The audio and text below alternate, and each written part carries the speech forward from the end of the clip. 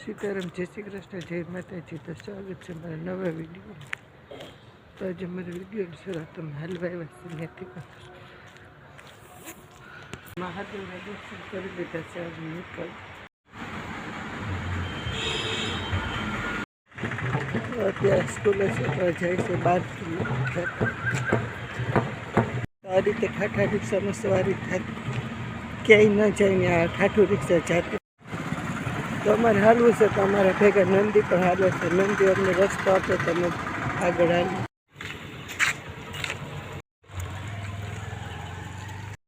School માટે છોકરાની બસ આવી ગઈ છે.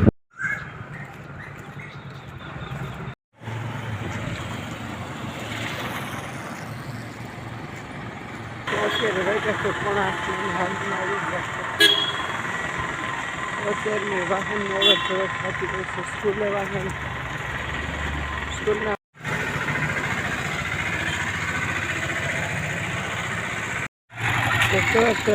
પછી વાર આવી ગયા. અત્યારે 8 વાગ્યા છે ને હારીને આવી ગયા.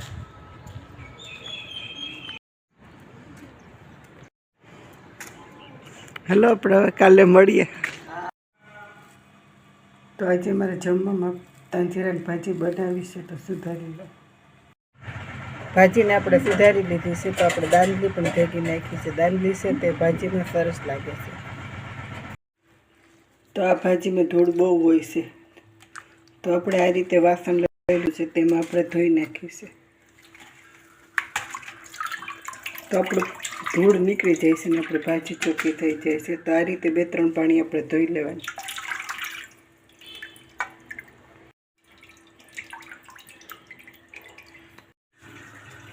તો આપણે આ રીતે ધૂળ બધી નીચે આવી જાય છે.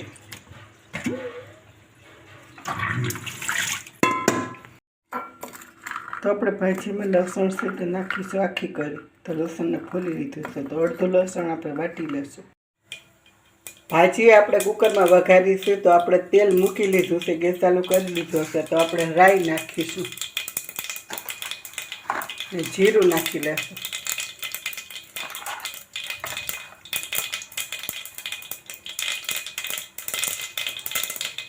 તો આપણે 1 ચમચી હિંગની નાખી દઈશું.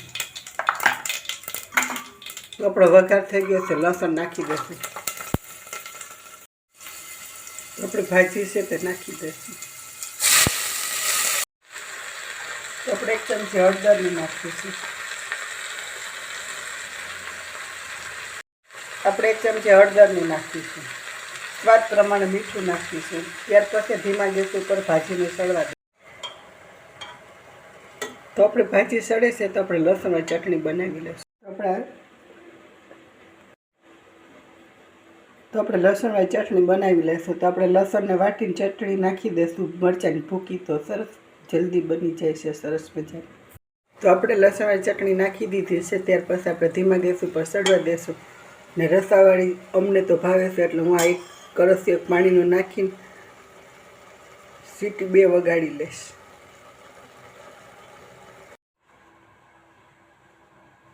તો આ રીતે સરસ મજાની દાંડલીવાળી ભાજી કુકરમાં સરસ બની જાય છે.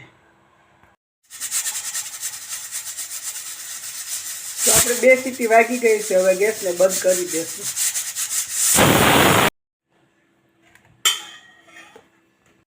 તો આપણે તાંજરાની ભાજી, બાજરાનો રોટલો, તો આ રીતે સરસ મજાનો આપણો જમવાનો તૈયાર. તો અમે જમી લઈએ.